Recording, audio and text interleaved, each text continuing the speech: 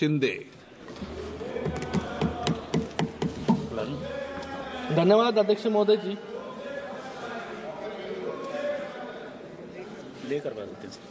अध्यक्ष जी, आपने मुझे बजट पर बोलने का मौका दिया।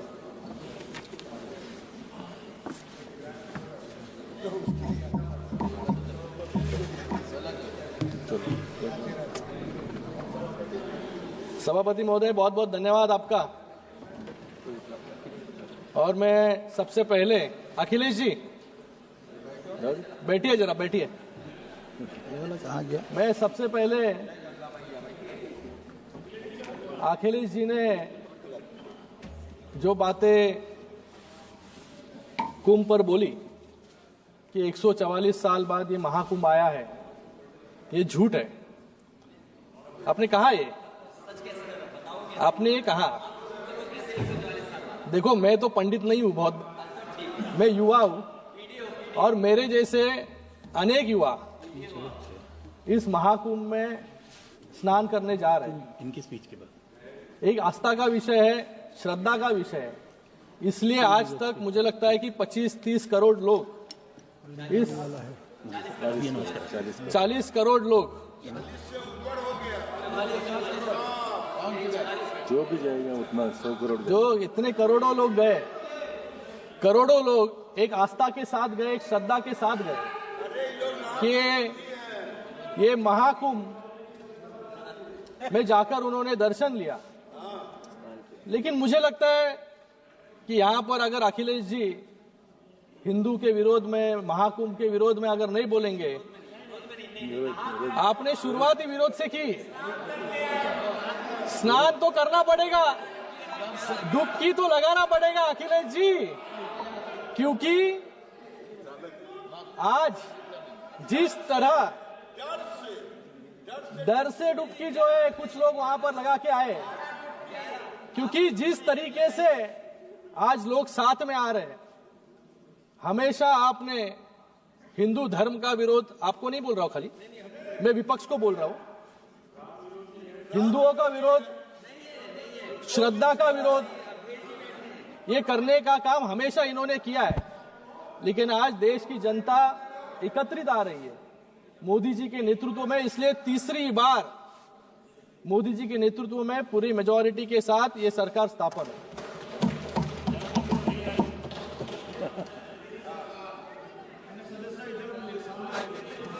आज मैं यहां पर इस बजट, अरे आप लोग 100 पार नहीं कर पाए, 99 तक अटक गए।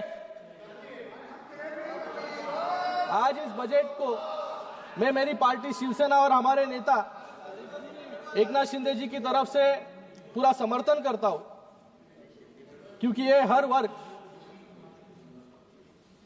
को कुछ ना कुछ तो देने का काम इस बजट ने किया है। इस बजट ने ड्यूअल रिकॉर्ड सेट किया है। पहला, एनडीए सरकार का ये 11वां बजट है जो अपने आप में एक रिकॉर्ड है, और दूसरा रिकॉर्ड है कि निर्मला सीतारमण जी, जो पहली इस भारत की फुल टाइम फाइनेंस मिनिस्टर है, उन्होंने 8वां बजट इस सदन में प्रस्तुत किया। वो हमारे देश की रक्षा मंत्री भी रह चुकी है, अभी वित्त मंत्री भी है। उनके कार्यकाल में देश समृद्ध भी हुआ और सुरक्षित भी। अगर मोदी जी को टीम इंडिया का कप्तान हम कहते हैं, तो आज टीम इंडिया का विनिंग ऑलराउंडर जो है हम निर्मला सीतारमण जी को कह सकते हैं। 2014 में जब कांग्रेस ने एक पैरालाइज्ड इकोनॉमी हमें दी, तो हमारा बजट 17,94,000 करोड़ था। आज सरकार का बजट 50,65,000 करोड़ का है, जिसमें 39,44,000 करोड़ का रेवेन्यू एक्सपेंडिचर है और 11,21,000 करोड़ का कैपिटल एक्सपेंडिचर है। इसका मतलब तीसरे कार्यकाल में 3 गुना अधिक बजट, 3 गुना अधिक विकास और 3 गुना स्पीड से विकास इस देश में हो रहा है। ये बजट कितना महत्वपूर्ण है, इसका क्या इंपैक्ट होगा, ये मैं कुछ पंक्तियों में आपको बताना चाहूंगा। किसान, मजदूर, युवा और महिलाओं का बजट आया है। मिडिल क्लास के लिए खुशियां लाया है। 12 लाख तक अब टैक्स नहीं लगेगा, हर घर में खुशियों का दीप जलेगा। मध्यम वर्ग का अब होगा उत्थान, उनकी मेहनत को मिला है पूरा सम्मान। युवाओं को मिलेगा काम, गरीबों को मिलेगा अपना पक्का मकान। बजट ने रखा है समाज के हर वर्ग का पूरा ध्यान। सुन लीजिए, परेशान और विपक्ष हो गया है परेशान। इंफ्रास्ट्रक्चर का फायदा अब होगा पूरे देश में, सड़क, पुल और मेट्रो बनेंगे हर प्रदेश में। वंदे भारत और बुलेट ट्रेन से महाराष्ट्र को भी नई रफ्तार मिलेगी। डबल इंजन की गाड़ी अब 3 गुना तेजी से चलेगी।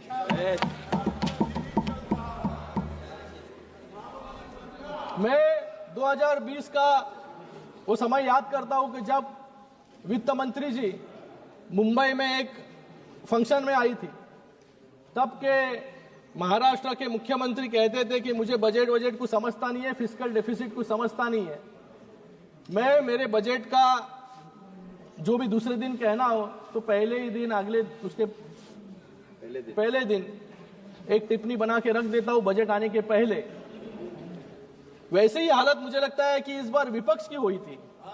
पुराने डायलॉग्स जो है विपक्ष ने रटे हुए थे, प्रैक्टिस किए थे, लेकिन बजट आने के बाद पूरी तरीके से चेकमेट करने का काम निर्मला सीतारमण जी ने विपक्ष को किया।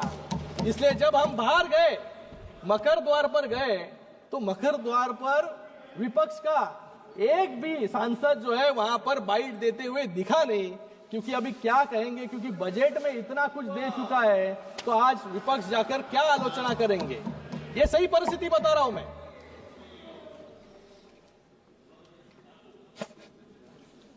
मुझे लगता है कि विपक्ष के कुछ साथी खुद का भी कुछ टैक्स रिलीफ खुद को मिला है कि नहीं, वो भी सोचते होंगे। ये जो बजट दिया गया है वो भले ही विपक्ष के समझ में ना आए, लेकिन देश की आम जनता के समझ में जरूर आया है। कश्मीर से कन्याकुमारी तक और कच्छ से लेकर अरुणाचल तक मिडिल क्लास के हर वर्ग में खुशी की लहर यहां पर इस बजट के कारण। मैंने इस सदन में पहले भी बताया है कि हमारी सरकार स्कीम्स के लिए जानी जाती है, और जो कांग्रेस की सरकार थी वो स्कैम्स के लिए आज भी जानी जाती है। स्कीम्स और स्कैम्स। विपक्ष वाले बोलते थे कि 10 साल में क्या किया, और विपक्ष के कुछ नेता यहां पर एआई पे भी बात कर रहे थे। मैं यहां पर कुछ उपलब्धियां 2014 से 2024 तक इस सरकार ने किस किस क्षेत्र में क्या क्या उपलब्धि हासिल की है उसके बारे में बताना चाहूंगा। एयरपोर्ट्स वो भी बता रहा हूं आपको। एयरपोर्ट्स 2014 में 74 थे, आज 2024 में 197 हो गए। बी फॉर ब्रॉडबैंड, तब कनेक्शंस 6 करोड़ थे, आज 94 करोड़ ब्रॉडबैंड कनेक्शंस हो गए। सी का कोल प्रोडक्शन 56 मेट्रिक टन था, आज 997 मेट्रिक टन है। डिफेंस बजट 2,24,000 करोड़ था, आज 6,81,000 करोड़ आज है। इथेनॉल का ब्लेंडिंग परसेंटेज जो पहले खाली 1.53% था, आज 15% है। उसके कारण फॉरेन एक्सचेंज भी हमारे देश का बच रहा है। एफडीआई जो $305 बिलियन था, आज $596 बिलियन है। और जी फॉर जीडीपी पर कैपिटा जो पहले $3,500 था, आज $6,000 से भी ज्यादा हमारा जीडीपी पर कैपिटा है। हाईवेज की संख्या 91,000 किलोमीटर थी, आज 1.5 लाख किलोमीटर से अधिक हाईवेज जो है इस भारत में बन चुके हैं। और I for innovation index ranking में हमारा देश पहले 81st रैंक में था, आज 39th रैंक पे है। आधे से ज्यादा जो है रैंकिंग हमारी नजदीक आ चुकी है। और जो आप रोजगार के बारे में बात कर रहे हैं, यहां पर इनोवेशन में स्टार्टअप्स भी आता है। पहले स्टार्टअप्स सिर्फ 340 थे, आज 1.5 लाख स्टार्टअप्स जो है इस देश में है, और सबसे ज्यादा स्टार्टअप्स हमारे महाराष्ट्र में।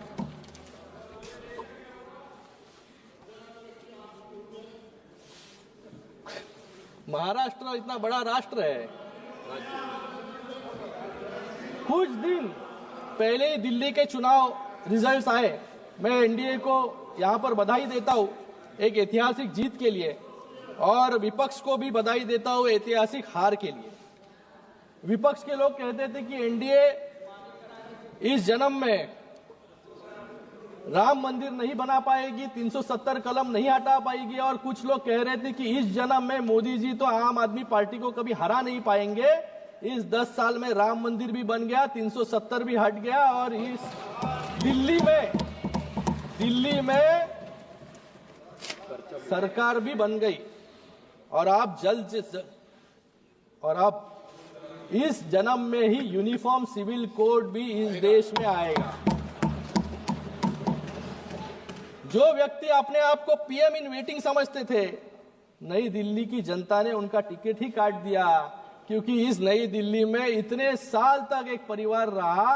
अपने घर में खाता खोलने के लिए उनको इतने सालों तक परिश्रम, वेटिंग, और आने वाले समय में और वेटिंग करना पड़ेगा। कुछ लोग ईवीएम पर सवाल उठा रहे हैं यहां पर कि फर्जी वोटर जोड़ दिए गए। मैं उनको बताना चाहूंगा, we gave people economic growth and people blessed us with electoral growth. इसलिए इतना पूर्ण बहुमत आज इस भारत में भी और महाराष्ट्र में भी हमें मिला, और आज दिल्ली में भी।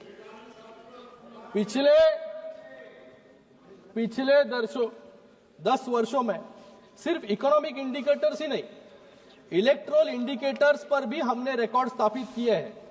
2014 में एनडीए की सरकार सिर्फ 7 राज्यों में थी और कांग्रेस की सरकार 13 राज्यों में थी, लेकिन 2025 में आज एनडीए की सरकार 21 राज्यों में है और कांग्रेस की सरकार सिर्फ 4 राज्यों में बची है। आज बेईमानी तो आप लोगों ने लोकसभा के टाइम की। लोकसभा के टाइम आपने लोगों को फंसाने का काम किया, लोगों को आपने गुमराह किया, इसलिए कुछ वोट्स आप लोगों को मिले, लेकिन लोगों को जो है हमेशा आप गुमराह नहीं कर पाए। उसका नतीजा दिल्ली इलेक्शन हो, महाराष्ट्र इलेक्शन हो, आपको दिखाई दिया। माननीय और आने वाले समय में शिंदे जी, आप इधर देख के उधर बोलिए, इधर देख के बोलिए, आज इधर देख के बोलिए, किसी को भी बोलिए आप। सुनिए, बैठ जाइए। यादव जी, बैठ जाइए। यादव जी बैठिए। यादव जी, अखिलेश जी बिठाइए उनको, अखिलेश बिठाइए। धन्यवाद। अवधेश जी, आज अवधेश जी आराम से बैठिए, आराम से बैठिए। आज अरे सुनिए यार, आज इंडी गठबंधन, हमने आपका सुना है, हमारा भी सुनिए। हम लोग ने देखो अखिलेश जी का पूरे चुपचाप बैठ के ध्यान से सुना। आप भी हमारा ध्यान से सुनिए। आप ध्यान लगा दीजिए। आज इंडी गठबंधन में आज इंडी गठबंधन एक क्रिकेट टीम की तरह है, जिसमें कांग्रेस नाम का एक बैट्समैन है जो हर एक को रन आउट करने के पीछे लगा है। जो हमारे प्रधानमंत्री बिल्कुल सत्य कहते थे कि कांग्रेस पार्टी नहीं परजीवी है, लेकिन मैं ये कहना चाहूंगा कि कांग्रेस पार्टी जो है भारतीय राजनीति का एक भस्मासुर है, जिसके ऊपर हाथ रख दे वो भस्म हो जाता है। उसका उदाहरण जो है हमारे महाराष्ट्र में है। महाराष्ट्र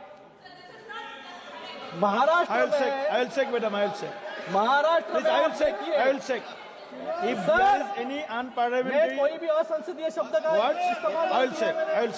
भस्मासुर हमारे देश के इतिहास का, और यही भस्मासुर खुद के सर पर भी आने वाले समय में हाथ रखने वाला है। हमारे महाराष्ट्र में आप उदाहरण देखिए, यूबीटी की मशाल को बुझा दिया।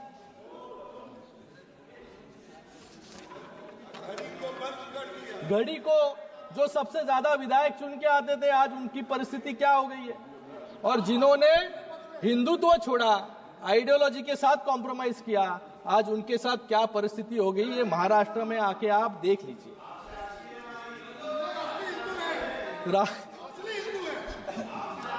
राहुल जी इस सदन में एक चाइना के प्रवक्ता की तरह, आज राहुल जी इस सदन में चाइना के प्रवक्ता की तरह लग रहे थे। उनकी अर्थव्यवस्था की उपलब्धियां बता रहे थे और मेक इन इंडिया को फेलियर बता रहे थे। जब आप, अरे सुनो, जब आप मेक इन इंडिया को गाली देते हो तो सिर्फ इस सरकार को नहीं, वो हर मजदूर को गाली देते हैं, वो हर इंजीनियर को गाली देते हैं, हर साइंटिस्ट को, हर डॉक्टर्स को, जो इस मेक इन इंडिया में, आज जो मेक इन इंडिया सफल हुआ है इनके प्रयासों के वजह से सफल हुआ है। लेकिन जब उनके सामने भारत की उपलब्धियां राष्ट्रपति जी के एड्रेस के माध्यम से बताई जा रही थी तो वो कह रहे थे कि ये बोरिंग है। मुझे लगता है कि इससे ज्यादा अपमानजनक बात कोई नहीं होगी। उनको देश की माफी भी मांगनी होगी। मैं उनको, विपक्ष को कहना चाहूंगा, in Congress years, sir, in Congress years India was known as the third world country. Today it's soon becoming the third largest economy in the world. ये फर्क है हमारे शासन में और कांग्रेस के शासन में। जो लोग फेलियर की बात करते हैं, अब मैं उनके एक्सेप्शनल इकोनॉमिक परफॉर्मेंस, जहां जहां इनकी राज्य में सत्ता सरकारें बची है वहां पर इस कैसे परफॉर्म कर रहे हैं उसके बारे में कुछ बताना चाहूंगा। कर्नाटक में सरकार ने 5 गारंटी दिखाकर वोट लिए, लेकिन आज कर्नाटक को 48,000 करोड़ का उधार जो है लेना पड़ रहा है। दूसरा हिमाचल प्रदेश है। हिमाचल प्रदेश में 18 नवंबर 2024 को हिमाचल भवन की जब्ती के आदेश हाईकोर्ट ने दिए, क्योंकि कांग्रेस सरकार 150 करोड़ के हाइड्रो पावर परियोजना का भुगतान नहीं कर पाई।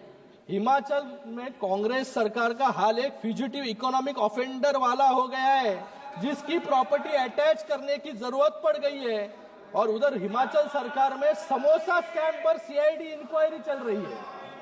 समोसा स्कैम। तेलंगाना में भी 10 महीनों में इन्होंने 50,000 करोड़ का कर्ज लिया है। मतलब इन्होंने, सर मैं दूसरा स्पीकर हूं सर, टाइम बचा है मेरे पार्टी का? नहीं टाइम नहीं है, टाइम नहीं, टाइम है थोड़ा है। कल हमारे विपक्ष के साथी कुछ आंकड़े बता रहे थे। अरे सुन लीजिए, ज्यादा नहीं बोलूंगा, सुन लीजिए। कुछ आंकड़े बता रहे थे और बता रही थी कि सर, बैठिए दादा, नहीं नॉन स्टॉप कमेंट्री कर रहे हैं सर सब लोग। डोंट डिस्टर्ब, प्लीज बैठिए, प्लीज नॉन स्टॉप कमेंट्री कर रहे हैं। नो प्लीज, हजम नहीं हो रहा है सर सच्चाई। कल हमारी विपक्ष की एक साथी कुछ आंकड़े दे रही थी, कुछ बता रही थी कि आज हम सब जो यहाँ बैठे हैं हर पर एक कर्ज है, लेकिन वो नहीं बताया उन्होंने कि ये कर्ज क्यों है, कैसे हुआ। क्योंकि जब इनकी सरकार थी तो जनता को इन्होंने बैंक समझ लिया था और उस बैंक को 10 साल तक इन्होंने लूटने का काम किया। 1971 में आपने बैंक को नेशनलाइज किया, लेकिन 2014 आते आते बैंकों की हालत ऐसी कर दी कि यूपीए कम और एनपीए ज्यादा सुनाई दे रहा था। और हमने 10 साल में इन सभी बैंकों को एनपीए से बाहर निकालकर आज संरक्षित करने का काम किया। और इन्हीं बैंकों के माध्यम से आज पूरे देश में जो जो लोगों को सुविधा मिल रही है वो इन बैंकों के माध्यम से मिल रही है। Please conclude. Income tax amendment sir अभी सर 1 मिनट प्लीज, 1 मिनट में 1 मिनट में 5 minute sir, 5 minute, give me 5 minute sir. No, you have time. Income tax act amendment भी हमने लाया है। पहले इनकम टैक्स टेररिज्म हुआ करता था, आज इनकम टैक्स कंप्लायंस है। ये 10 साल की जर्नी हमने की है। मैं एक उदाहरण देना चाहूंगा। ऑयल बॉन्ड्स का 2014 से पहले 1,70,518 करोड़ के ऑयल बॉन्ड्स जारी की गए, लेकिन उस समय की सरकार ने इन्हें चुकाने की कोई चिंता नहीं की। 2014-2022 के बीच उसी ऑयल बॉन्ड के लिए 42,223 करोड़ प्रिंसिपल अमाउंट चुकाने के लिए हमें इंटरेस्ट के रूप में 80,000 करोड़ सरकार को देने पड़े। 2022 से 2026 के बीच 92,000 करोड़ और 22,000 करोड़ ब्याज के रूप में चुकाने पड़े। यानी कांग्रेस सरकार की दरियादिली का बिल आज आम आदमी यहां पर चुका रहा।